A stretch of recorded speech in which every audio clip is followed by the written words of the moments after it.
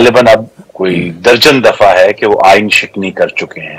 تو صدر مملکت کا ایک ریکارڈ بن گیا ہے آئین شکنی کا. تو الیکشن کی تاریخ، ضرور الیکشن 90 دن میں ہونے ہیں، لیکن صدر مملکت کا یہ کام نہیں ہے کہ وہ تاریخیں. دیکھیے صدر مملکت کا تاریخ دینا ایسے ہی ہے کہ کوئی اخبار میں کہہ دے کہ اس دن انتخابات ہوں گے.